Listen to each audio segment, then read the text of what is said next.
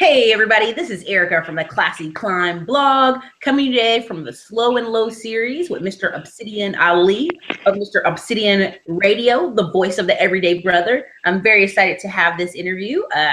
Tried to chase this young man down and I finally got him. So, Mr. Obsidian Ali, how are you doing today? I'm doing pretty good. It's nice to be chased down by ladies. Looks like you're feeling uh, so where are you from? Philly.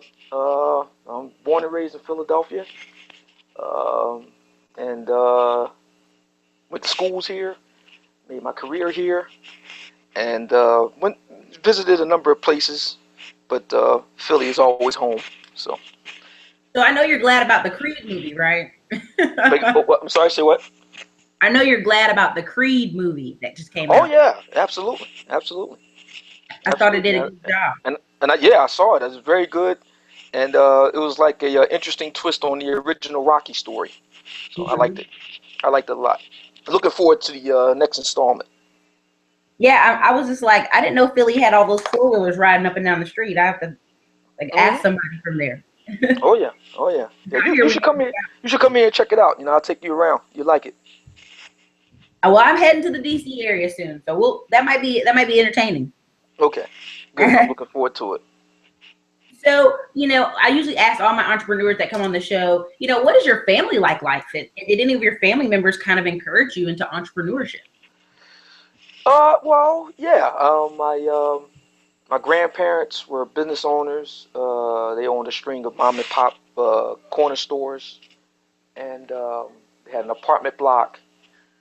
They had other real estate stuff like that. My grandfather married my grandmother only had like a grade school education. They both from Virginia, but my granddad he graduated from high school, went into the Marine Corps in World War II, was a drill sergeant, and back when he still had segregated troops and that sort of thing.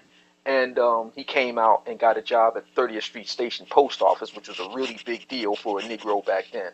And he married my grandmother. They came up here to the north to Philadelphia shortly after the war ended, and he supported her business ambitions, to be in business and be self-sufficient and get the American dream and whatnot. And he supported her in her ambitions to do that, and they did very well for themselves. My dad had his own contracting business. My mother, who was a nurse, she went into private practice and developed a big clientele of a lot of old Jewish white ladies as a private nurse. Yeah, yeah, one thing about those listen, one thing about those old Jews, if you're good at what you do, the word will get around about you. And she did that. Several of my sisters are business owners. One of them owns a daycare business. The other one is in the beauty business. She was a fashion model. Then when she got finished with that, she opened up a string of salons and barbershops with her husband. My brother, prior to his death, he had his own landscaping business. His wife had a daycare. So yeah, the whole family has some kind of hustle of one kind or another going. And yours truly, I didn't look at Obsidian Radio per se as a business, but yeah, it is a business. So there you go. Thank you for sharing that and your whole family background because there are going to be some young man or young woman watching this and going, wow, his whole family did what it took. And it's not about being black from Virginia or black in Philadelphia. You purchase the stores, they purchase the land, they purchase the apartments, probably not without struggle, but yet they pressed on. And now you have not one, but two generations. And probably your nieces and nephews, when they get to a certain age, are going to see, hey, my family, I come from a family of business owners. And there's a Hmm. distinction there and there's a pride there that I'm glad you shared it with our guests. And, I just think it's very important for people to share that because I think we have this view of minorities as this forever struggle when really there are several African Americans all over the whole United States who come from family members who own businesses. So Oh yeah, and I'm glad you mentioned that. It's a very good point. This is very important, because you're right. There's this idea, I always liken it to this. There's a group of people in Black America, you know, Black Lives Matter people and all the rest of it. these professional grievance mongers who give you the sense that we're still in this like time warp of 1964 or something. And I'm not trying to belittle or make light of some of the points that they make, because they make some good points. But what they leave out is a lot of the good things. Like my grandparents, they had a solid middle class lifestyle. My parents, again, they had a solid middle class lifestyle. My sisters who are married now, they have a solid middle class lifestyle. It's not something that's out of reach for most black people if you know what you're doing. And what you have to do is you have to first have an idea of what it is you want to do for yourself. Don't do dumb shit, and get with somebody who shares the same basic idea that you have. You do that, you stick to it, you will be solidly middle class. I've seen it happen over and over and over again. It's not that hard to do. Oh yeah. And and if there's any place in the world where you can go into business for yourself, this is the place for it. What I mean? I know that sounds jingoistic and cliched and corny, but it's true. America is the land of the business owner. If you can make it here, believe me, you can make it anywhere.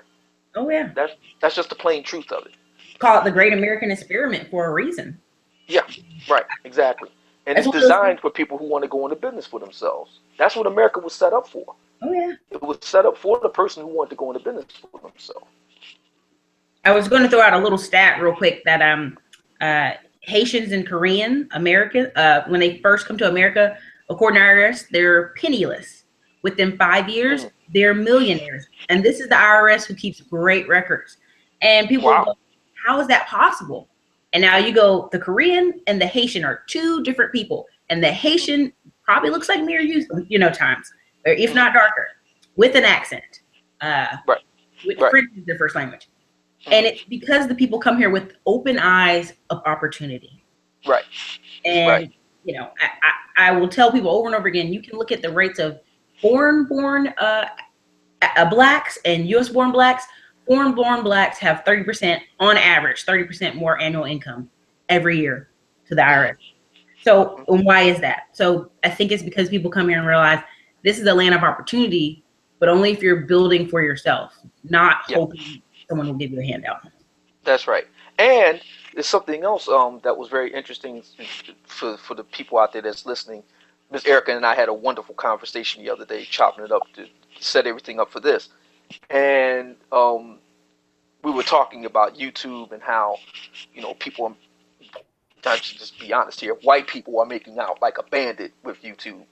But since that conversation, Erica, I want to bring to you, you may not know this, it was brought to my attention from one of my listeners. Black America has exceeded $1 trillion in consumer spending. Yeah. 1 trillion with a T. I think it's like 1.3. It's crazy. We have more spending power than the entire nation of Nigeria, which is the largest country in Africa. It's the blackest country in Africa. Everybody knows about South Africa. It's the blackest country in Africa, and it's the largest country in Africa. Our spending, consumer spending, is bigger than their entire GDP. Let's just think about that for a minute. Liberia has a GDP of something like $6 billion. We could literally buy Liberia if we wanted to. Yeah. And just think about that for a minute.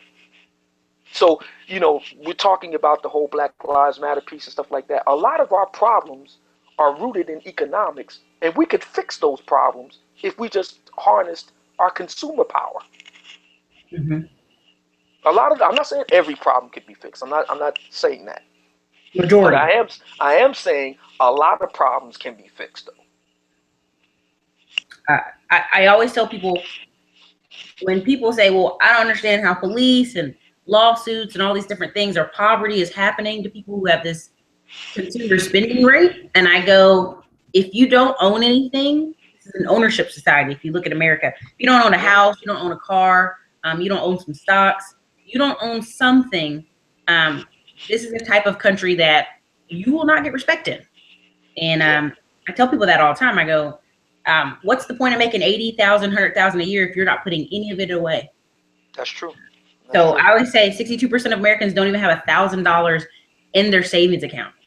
So one way to not be average this year is take your tax refund and put something in a bank CD. Hey, in Black America, we all know the deal. In Black America, that tax refund day is, don't know how to act day. It's just like the first of the month. Well, it's true. We all know the day. Listen, we're going to keep it 100. First of the month come, in Black America, people don't know how to act. You know that, I know that. Okay? And most importantly, business owners who don't look like you and me know that. Okay? This is the reason why I've always been critical of reparations, because my thing is, even if we get it, we still going to be broke. Oh, it's going to be gone. I mean, this You know? lady even said that. She said if we could just give everybody a $50,000 check and it made everything right, she said a year from now we'd all still be in the same place. Exactly. It's true. It's about mindset. Exactly. It's about mindset. Exactly. I'm going to even bring up this story. In the South, you had all these people disenfranchised from getting farmers loans that could save their farm businesses. So you had all these black farmers and women farmers go out of business. Of course, the government says, that was wrong. We're going to fix it. You guys just come in here and sign this paperwork and we're going to give you $50,000. Instead of saying we're going to help you get your land back or get some land, they're like, here's this $50,000, go away. Wow. In every town in the South where this money was distributed and people got it, because they showed, hey, tons of black people had grandparents and parents who were farmers and they lost their land doing this. Every one of those towns, they said Cadillac sales and consumption spending was up for a year and then it was over.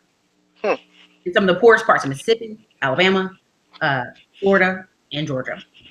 So I always go, now they can say, hey, well, we gave you all the money to make up for you losing your land. And now it's gone. So it's all about circulation. Where is it circulating? And I think the stats are the American black dollar circulates for 7 hours before it's gone out of the community. I think the Asian dollar is like 48 hours. I think the Jewish dollars, the Asian dollar is like 17 days. The Jewish community is like 27 days. So it means, it takes almost a whole month for their dollar to go in and out of their community and them have some savings before it leaves them. So 7 hours versus 27 days. Yeah, that's a pretty big difference. Yeah, I would say so. Yeah. I would definitely say so. So I think that the solution for Black Americans is what we're talking about now, is to try to, see what you can do to improve your life along a business line. I'm not saying everybody has the ability to run a business. I'm not saying everybody has the desire to.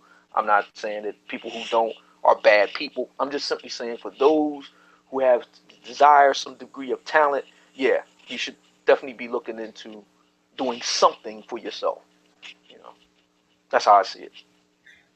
So, Obsidian, I know some of your story, but the audience doesn't know. And so how did you become, Mr. Obsidian Radio? What kind of led you to this path, if you don't mind sharing?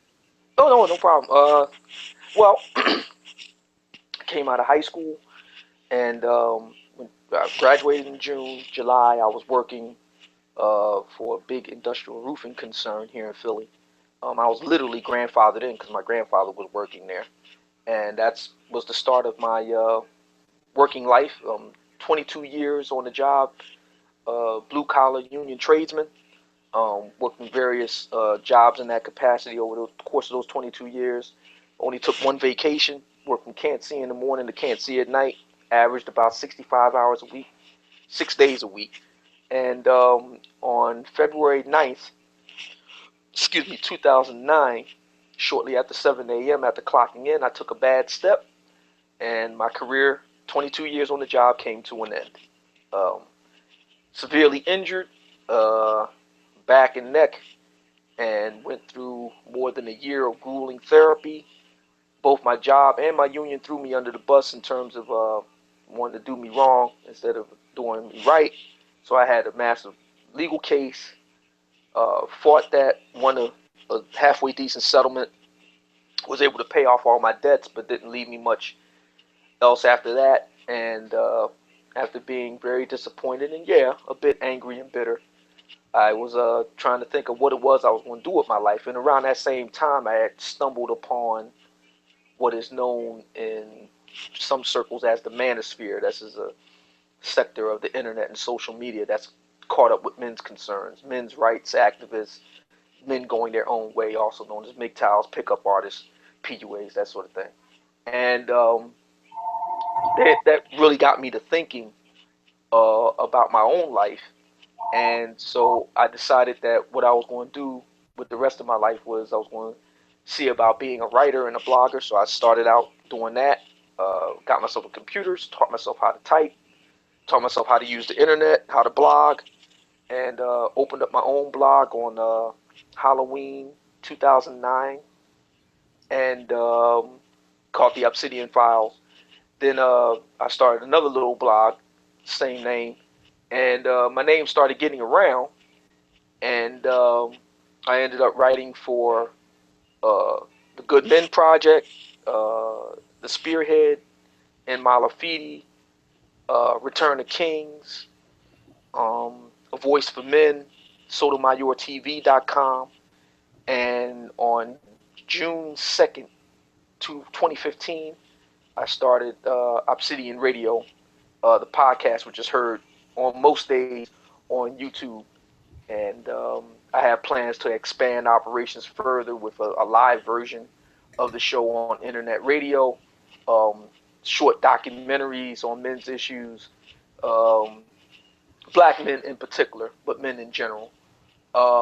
And I'm going to reboot another website, which will be like kind of like a hub for all of this stuff, as well as my writings and selling my own books and things like that. So that's how it all got started. Wow. I mean, I like that you said February 9th, accident happened. Halloween 2009. Yep. Same. Uh, and the reason I like that, because so many people will have something tragic happen to them, take 2, 3, 4, 5 years before they switch course. Or move on to something new, knowing that door is closed, right? Knowing Yeah. that old life is over. At least you went and said, I'm going to fight for the settlement. I'm going to fight for what's properly mine, and then started moving forward, learning skills, learning things to do. I love that. I think if no one takes anything else out of this article or interview, because I'm going to write an article about it, you have to pick up and keep moving, people. Life does not stop. Just because Yeah. something. Yeah. It was. I'm not gonna say it was easy. I mean, it was very.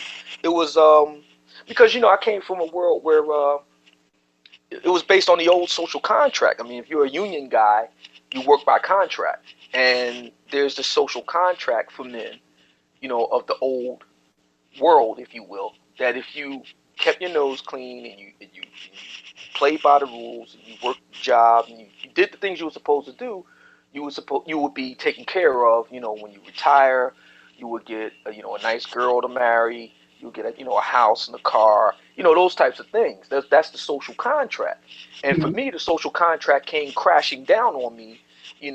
On February 9th, 2009, and I really was angry and bitter about that. There's just no getting around that fact, and I was deeply disappointed and hurt too, that I was like betrayed by all of that, not just by executives and corrupt union officials, but also in a sense kind of betrayed by the social contract too. That's what really kind of pushed me into the manosphere in a real big way, because they were talking about themes of male disposability and expendability, and I would argue that the single biggest disposable or expendable group of men in American life are black men. Everybody knows about the New York Times article they did, and I wrote an article about it myself, um, called "America's Invisible Men" on a Voice for Men website, where the New York Times documents the fact that there's something like 2 million black men in America just missing in the wind. You know, and so yeah, that's something that really animated me, and the show, the Daily Show, which does talk a lot about relationships, talks a lot about black women and relationships in general. But it also deals with, general themes that a lot of black men haven't really had a forum to be heard in. A lot of the discussions in black American life tend to kind of exclude what I refer to as the everyday brother, the everyman, the average Joe.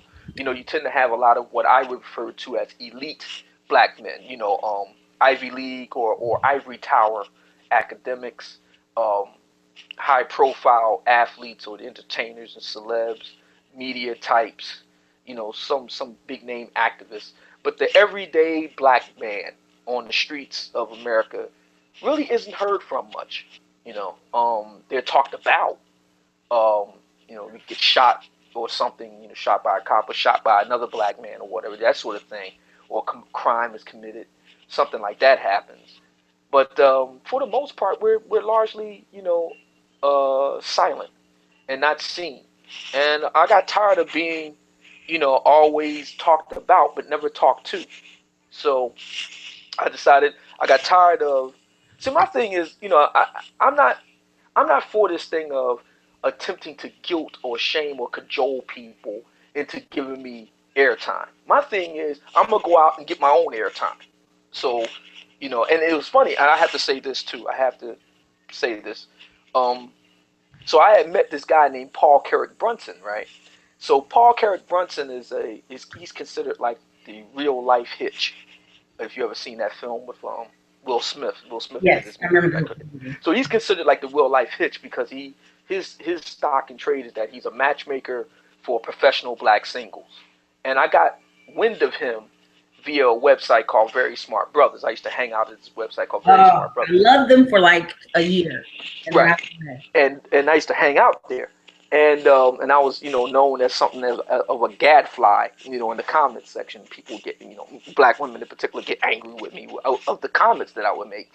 And so I got wind of him one day, and we met, and he liked what I had to say, and we finally met on a number of occasions.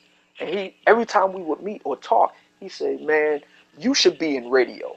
You really need to be in radio." Now, I just got started in radio last year, 2015. We had first met in 2010. He was saying that to me in 2010. And I had resisted it because part of me was thinking that he was just blowing smoke up my ass. And the other part was I was thinking to myself, I don't know if I'm really all that good to be on radio or anything like that. And he had been on me for like almost 5 years straight to finally do it. So I finally gave in and threw my hat in the ring with YouTube podcasting. After I did a lot of research, I researched iTunes and Stitcher and Podomatic. I researched a lot of the, internet radio itself. I said, well, I don't have the wherewithal yet to go into internet radio yet, but I can do podcasting.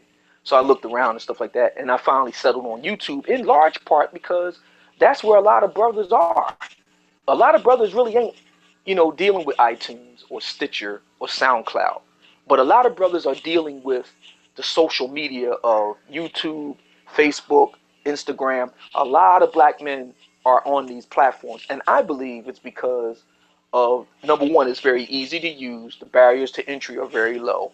Number mm-hmm. one, and you can go through it just with your cell phone. You got Yeah. a smartphone with a camera on it. You can get on these platforms with that. They're designed for that. Number one, and number two is because of the strong video component. The picture component of it is Yeah. is something that black men and women are very drawn to.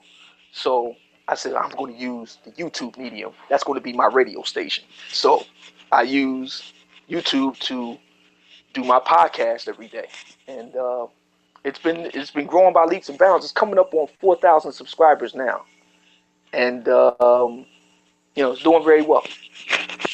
I mean And that's I want to thank Paul Carrick Brunson for believing in me. It's all his fault that I'm on the air. So thank you, Paul. I appreciate you being a friend and for believing in me. well. I think that's just awesome that someone at least told you, hey, I think you'd do great in radio, and you actually picked them up on it. Even though it took a few years, you did because I see a lot of. There's another guy. He's pretty popular. Name is Jason Black. That's his kind of online name. Mm-hmm. And that's his number one thing is guys are complaining. Black men are complaining that, well, they don't represent us in movies. They don't represent us on the radio. They don't represent us here and there. And he goes, hey, stop complaining. Create something.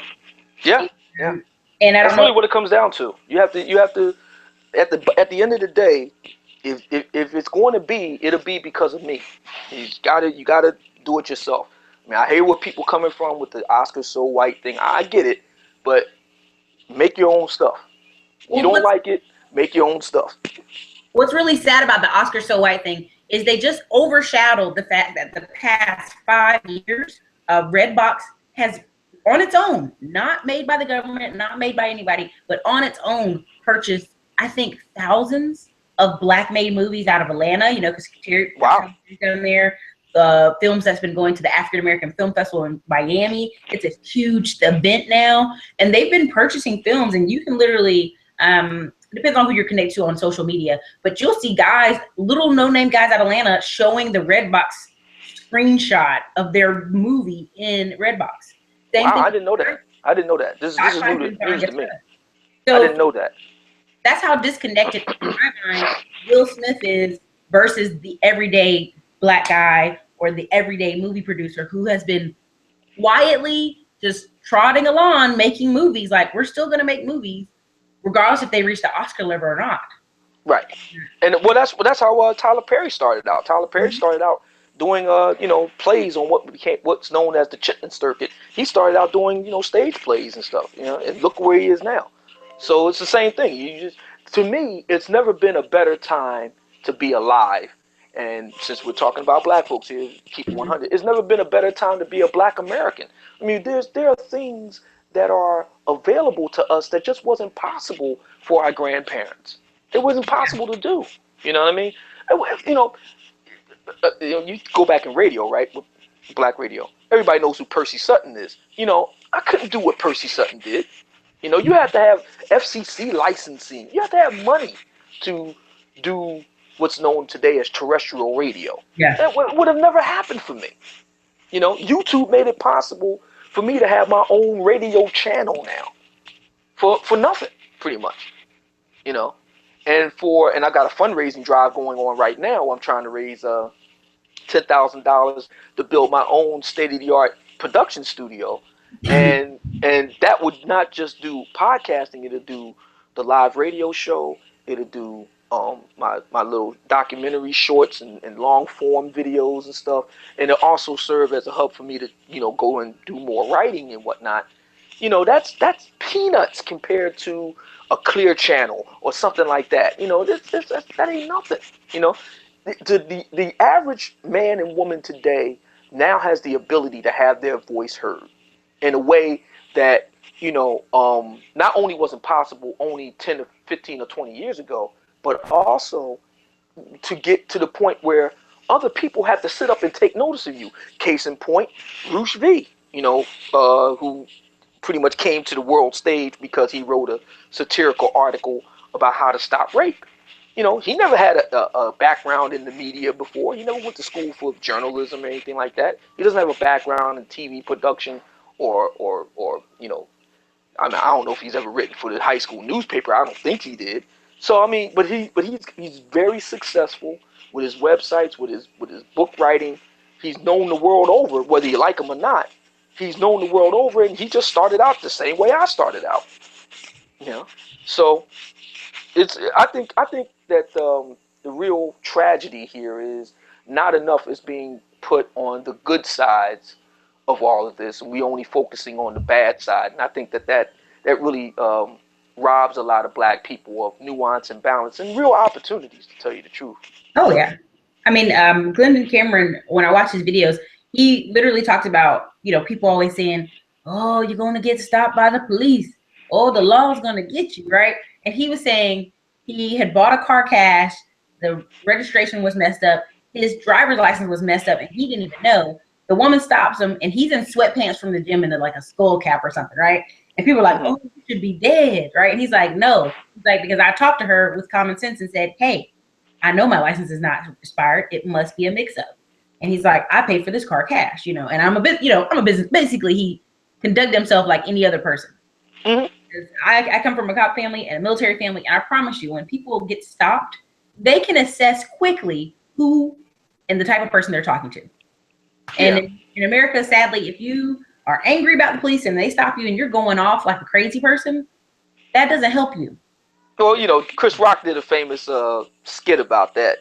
How to talk to the police. Yeah. And that was funny as hell. And it's true. You come at them like you got some sense. Yes, you got some knucklehead cops. That's true. But generally speaking, if you come at them like you got some sense, generally speaking, you're going to walk away from it. Generally. Yeah. And I think that's something that needs to be said more. There's tons of instances where we can say that that's opposite, and those are egregious cases. But 9 times out of 10, that cop don't want to be bothered with you, and he ready to go on down the street. Okay. Yeah. and Yeah. and I think it's important to highlight some of those, but it's not thinking like a minority, not thinking this, not believing the victimization. When I meet Yeah. young people who say, "Well, I can't find a job, and I can't do this, and I can't do that," and I go, "What did you do all day? You know all the shows on Netflix. You have a Apple iPhone. You are connected to the world, my friend. You can Oh go yeah. about Oh yeah. anything you want." Yeah. Um, Yeah. Yeah. and True that's that. what cracks me up, because I did a video talking about 100 clients, and you can look across many businesses, and if they have an average of 100 clients a month, they're good. They're good to Oh go. yeah. Oh yeah. Yeah. Depending on how much that client's spending, anywhere from $40 to, if that client only spends $40 and you have 100 of them, you're walking off with $4,000. And now, Yeah. depending on the business, depending on different things, you're good to go. So I tell people, break it down and look at it that way. If you start a podcast or a TV show or anything, if you have about a good 100 clients, you could be rolling, depending on what they purchase from you and whatnot. Yeah. Yeah. I agree with that. I definitely agree with that. As a matter of fact, I see it every month. I got like I said, it's got my fundraising there, and I'm on a website called Patreon, Mm-hmm. and yeah, if you can, and there's certain people they've got hundreds of Patreons. I'm on the way toward that, and yeah. So if you're doing well for you do your own thing, and if people like it, and people support it, yeah, you're going to be just fine. Explain what Patreon is to our guests. If they're like, "Oh, Patreon, what is that?" Well, it's okay. Everybody knows what Kickstarter is or GoFundMe. Those are crowdfunding websites. The idea is you step to the world and you present your idea or your request or whatever, and people, if they so inclined to support you, they send you money to meet your goal, whatever it is. Well, with Patreon, the idea is that you solicit for patrons to support your work on an ongoing basis, unlike Kickstarter or GoFundMe, where it's just a one-shot deal. You raise $500, $50,000, whatever the case is. It's just a one-time deal. With Patreon, it's an ongoing thing. So people, whatever you set the rate at, $1, $10, $100, whatever it is a month, people sign up for that rate. And in my case, right now, I got I call it the I Got Five on It fundraising campaign. The idea is for people to just put five on it every month. The $5 a month to support my podcast, which is every day. The thing about podcasting is most people only put out podcasts like once a week, maybe twice a week. Mine's is every day, Monday through Friday. And it not only is it every day, Monday through Friday, but I treat it like it's an actual radio show. So you listen to about 4 or 5 or 6 or 7 15-minute segments a day where I'm dealing with different topics a day. I kind of get a lot of inspiration from Rush Limbaugh, Howard Stern, Tom Likas, Paul Harvey. I get a lot of inspiration from a lot of different. Tommy Sotomayor is an inspiration. I get a lot of inspiration from a lot of different, people in radio and media. So I treat my podcast on YouTube like it was a radio show, and I just do them. I break them up, an hour or hour and a half or 2 hours worth of podcasting. I break up into 10 to 15-minute segments. So if you go on my channel, on any given day, you'll see 5 podcasts in one day, because that's all one show, just broken up into segments. So I Right. say all that to say that you're getting a whole lot of value for the dollar in supporting Obsidian Radio, the voice of the everyday brother. Put this on y'all. And I'm glad you share that, because I think a lot of times people have these ideals, they have no way to monetize them, and if they don't get any traction, it's like they give up. All of a sudden they go, well, that didn't work, or I didn't get any pay from it. And that's kind of that employee mindset. I did a little work, give me some money. I did a little work, give me some money. To now a business owner mindset where, hey, you guys like it, put 5 on it, and you never know. You might get 5,000 dudes who put 5 on it every month. You may get, Well, yeah, you just never know. Sure. I mean, everything takes time to grow. I mean, you don't get a tree, right? You just don't put the seed there, then tomorrow you expect a tree. It doesn't work like that. So I mean, it's the same principle. You gotta work it. You gotta keep watering it. You gotta tend to it. You gotta build it. It's like anything else in life.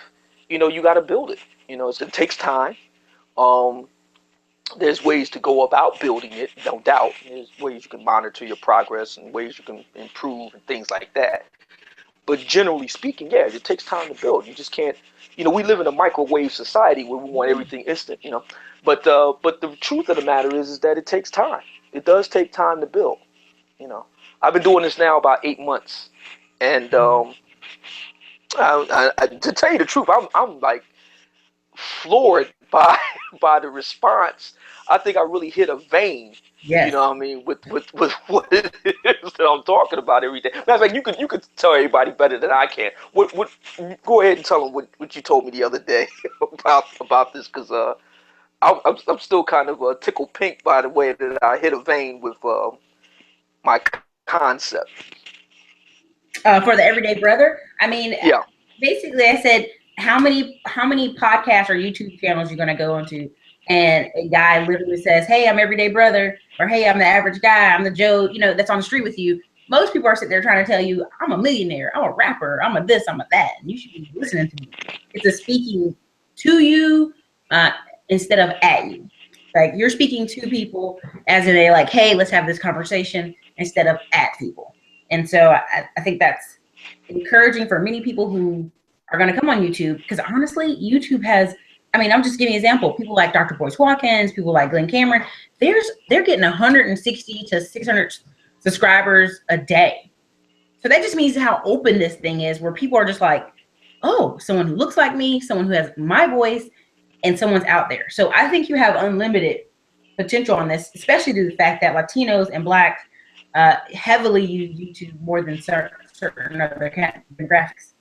Yeah. So, and Yeah. it's like TV. I mean, if you ever watch your playback locations, I actually look them up, and people are watching it on a TV. It'll tell you where they're watching it, playback Yeah. locations. And so if you're given quality, and I love you have a good background picture and music, they're probably playing it on their TV at their house and letting the whole thing play, not just You know, one, I'm, two, I'm three. glad you mentioned that because when I first started, I didn't have any background music, and the main reason why was because I was just starting out, brand new newbie. Really didn't know what I was doing. I had a background as a hip hop DJ. Talk about entrepreneurship. I used to spend parties and stuff like that when I was a teenager and through my 20s, and I would make money on the side doing that. But but that was a long time ago, and I'm about to jump back into that side of things just as a hobby, back in the spinning and stuff again. But so I started out. I didn't have any music or anything. It was just me, just doing a podcast on a headset with my computer. But as I got more sophisticated software, recording software, and music tracks and stuff like that, it was kind of like a nod to my days as a DJ. I would play music tracks that I liked in the background to accompany my commentaries, and I found that it was a big hit with listeners. They really liked that. And so I kept doing it, and I kept refining it and working on it and tweaking, getting it better. And a lot of people said that they really like how my podcast sounds because it reminds them of an actual radio show, and they would rather listen to that than to actually listen to radio on the way to work or on the way back home or in the gym or on the job. I have people telling me that they laugh so loud at work, people looking at them like they're crazy or something because they're listening to me on their earbuds and that sort of thing. So yeah, it's very nice to hear that from listeners that people listen to me throughout their day, and the big part of the reason why is because of the music tracks that I'm playing in the background that accompanies my voiceover commentaries on the various issues of the day from an everyday brother's perspective. I kind of get on there and rant and rave about the news or something that some black woman did, something like that. And I think a lot of brothers can relate to that. You know what I mean? Like I recently did a podcast about an incident that happened on the Steve Harvey show, right? With these two twin ladies who went out on a blind date with these two guys. So I got up there, and this was people were emailing me. I got like I don't know, like a couple of dozen emails from people asking me like, "Yo, what do you think about this? You got to say something about it." So I went and did that podcast, and I like in an hour I got like close to 300 views like in 1 hour. So Yeah. yeah. I'm telling you, the 4,000 organic subs. I mean, that's a milestone. I Yeah. promise you. It's interesting how quickly some people get subs and how quickly they don't. So yeah, trust me, that's the good part right there. So, I mean, you told us you want to do a studio via the Patreon. What are Mhm. your overall goals for the next 2 years for you as a person and as for your show? Mostly your show. Well, the goal right now in the I call it phase one. I got like several phases that I mapped out. This is phase one. Phase one is the podcast, Obsidian Radio, the Mhm. podcast, and the goal with this is to get it firmly established, build up a strong and loyal listener base, subscriber base.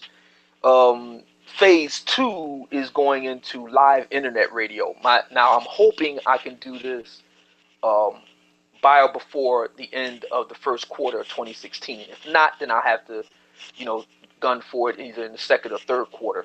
But the idea is that I want to get on internet radio live, and the purpose of that would be for live call-ins from my listeners. Because I'm the voice of the everyday brothers, so the idea behind the radio show is to have my callers call in, and you can hear directly from them on the issues of the day, and they interact with me. I'm That's gonna be thinking fire. about bringing it. Yeah, I'm thinking about bringing in interview guests and stuff like that. But I don't know. I'll experiment with that and see how listeners like it. If they would rather prefer me and them chopping it up, you know, interviews with guests. We experiment, see how they go with that.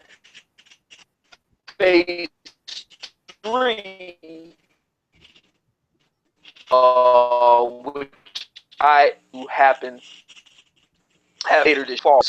That's going to be dealing with documentary shorts and more longer form videos and content.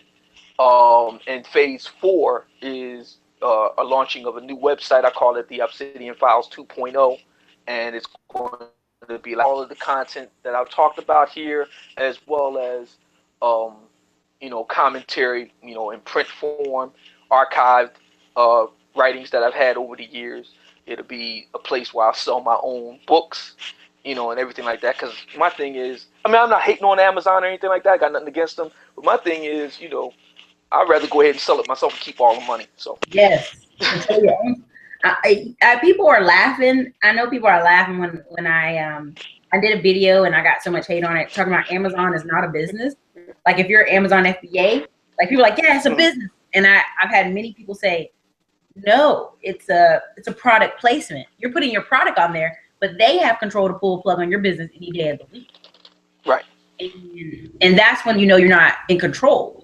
There's right, so many horror stories of people who have $300,000 worth of inventory just on hold at Amazon because something happened, they got a bad review, or just a few different issues, and now this person's sitting there crying the blues because they threw everything in their all into Amazon. I mean, I see it every day, and so I always tell people like your own blog, your own books, your own podcast is just number one because there are people right now. And what's a really popular Facebook ad currently is, "Hey, I made $300,000 from my blog last year, or I made 800,000, or I made 100,000," and people are like, "Oh, I don't believe that," and I'm like, "But it's true." oh yeah, On the internet, and there are many people making not just a living but a killing oh yeah, oh with yeah, the internet, and that's why I love your show because I'm saying this with the love. I feel like a lot of Latinos and Blacks are slow to the internet game. They take a yeah, long time to get. They're like, oh, I'm not even gonna swipe my credit card on the internet. Man, I'm not buying that book off Amazon. I'm gonna go to the store. You know what I mean? yeah, I meet yeah, people. yeah. That's true. Yeah, you're right. You're right. It's a sad, and this is particularly the case with black men. Because they've done market research on this. A lot of people have asked me why I haven't written a book up to this point, and the reason I always give them is because black men don't read, and Or they like audiobooks. Straight up yeah. audio. Keep it audio. Now, I'm glad you mentioned that because a number of my listeners have said that they will be highly amenable to something in audio book form. So I'm thinking about going in that direction if I do it at all.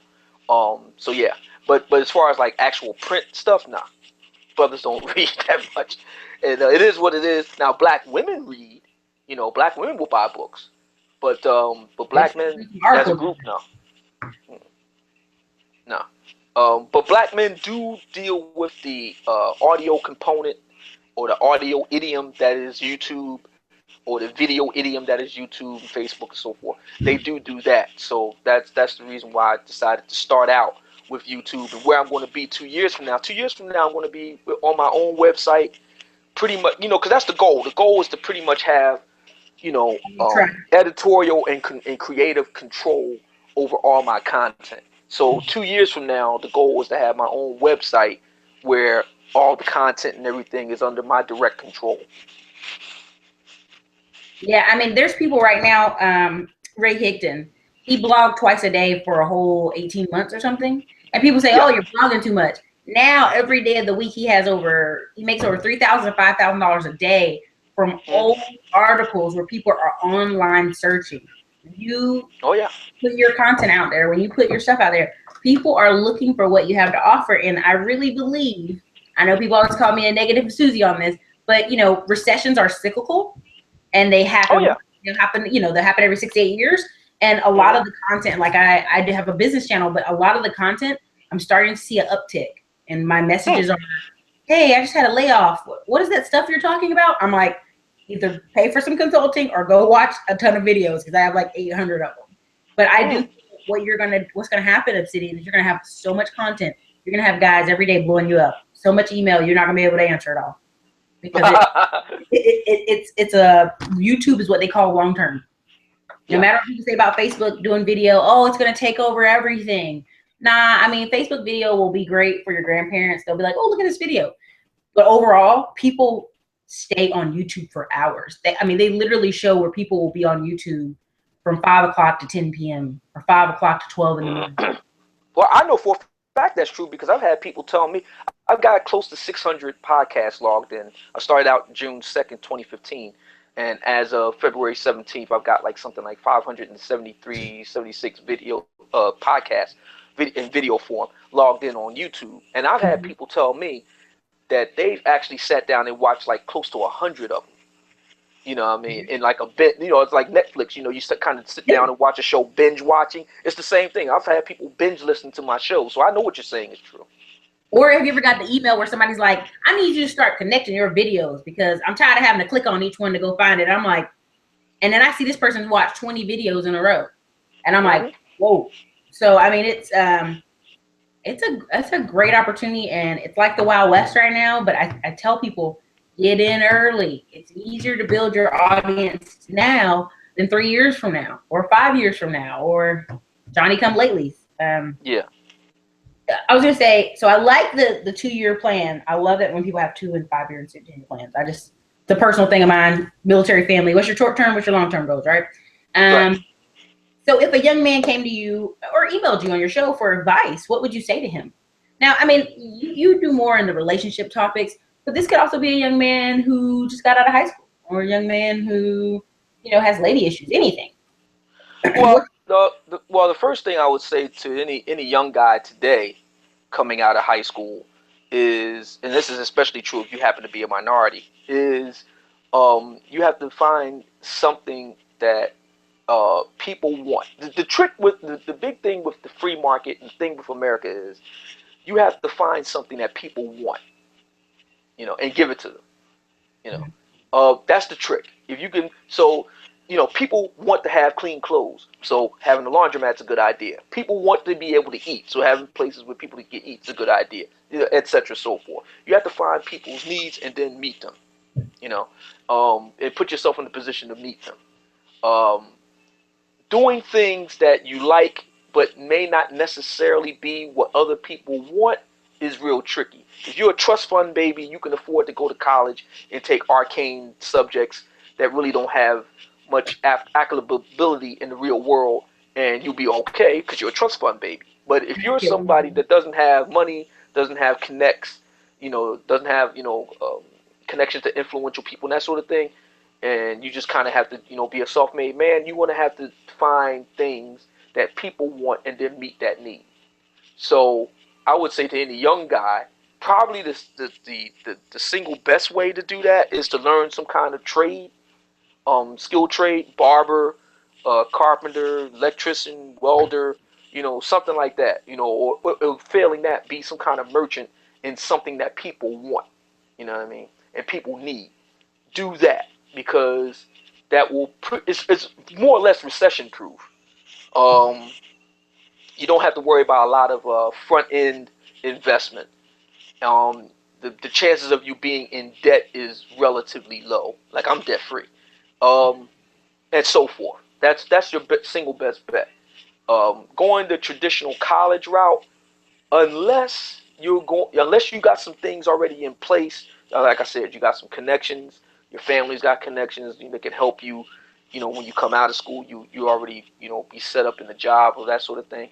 Um, Unless you got something like that going for you, it's probably not going to work out for you. I mean, black people have the highest college debt of anybody, and black men, even those without a criminal background and a college degree, are still more unemployed or underemployed than white men who don't have a college degree and a criminal background. Oh That's yeah, just a fact. Okay, articles have so been done.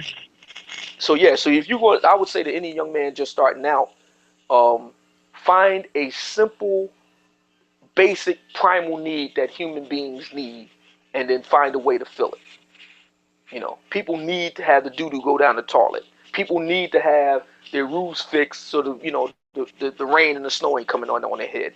People need the lights to be on. People need to eat. People need to have their clothes washed. People, Truck black, drivers, this black, guy. black people in particular, like to have their hair did. Those types of things. Hmm. Find ways to fill those type of needs. You know. I was going to even say UPS drivers, CDL drivers. Also, there's a lot of black men I notice now owning black hair supply stores. There's a guy, I've been trying to get him on my show. It's very hard. Our schedules are crazy.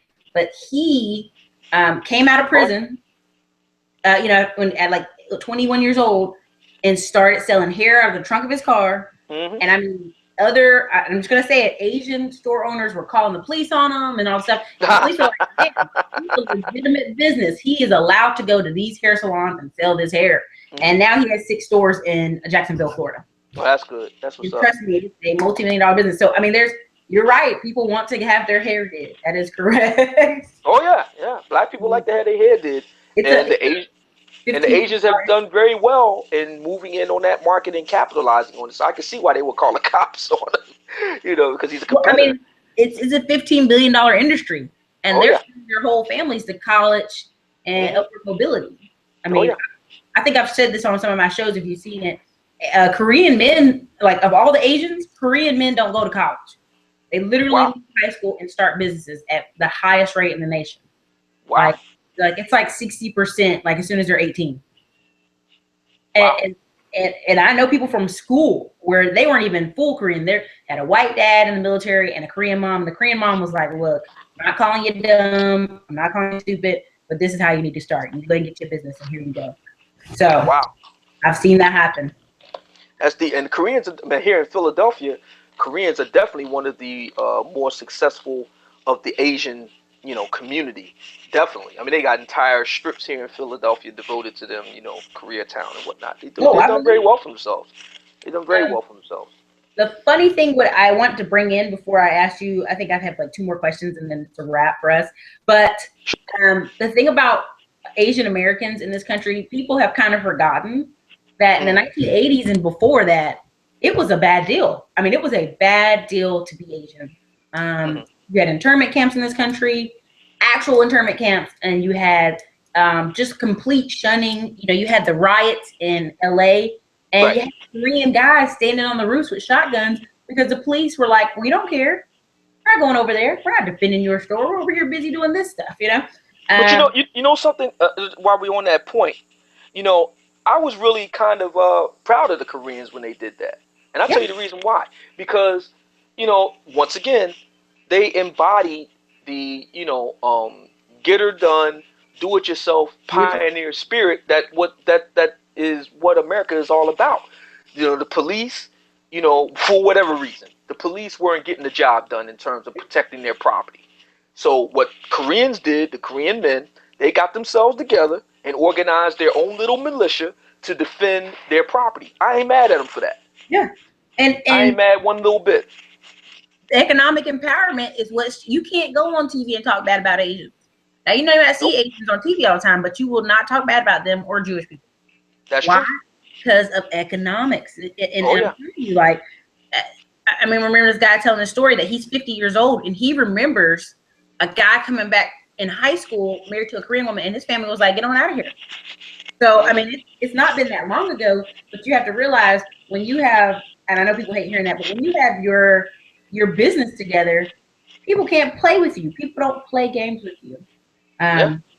And I will say that the whole get her done spirit, I love that, cracks me up. But Malcolm X's number one thing he kept saying towards his life, and Martin Luther King, if you peep some of his end of his life videos, do it now. But Malcolm X mostly, do it now. Do it for yourself. It's already too late. Don't go begging for a job in someone else's community. Start something. Yeah. And I promise you, there along the way, people have lost that American, hey, start something. You know, there's just too many young guys, and I'm not picking on them. I mean, there's young ladies as well, but there are too many young guys. I did a video about Chicago, 50% black male unemployment. Yep. And they were complaining, and I want to say, honey, if you already went to college and you got all this debt and you didn't get a job, it's time for you to move. You need to move out of that city. Yeah. Or you need to build something. You know, what did you do all that time in college? You know how to use the internet. You know how to type. I mean, there's a really great article for an Asian girl who was in Virginia, and she went to college and she couldn't find a job, and she just couldn't believe it. She comes home to her father's business and realizes her dad doesn't have anything on social media, YouTube, any other things. So she makes him a really quick, simple website and a Yelp account. His business tripled the next month. And so she just went up and down the whole street in that city, calling them on the phone book, saying, "This is what I did for my dad. Would you like to pay me?" And I think at the end of the 22 years, at the end of 24 months, she made almost $300,000. So what do people need? What do people want? And can you get it for them? So. Yeah, there it is. There it is. I mean, I don't even have nothing to add to that. That speaks for itself.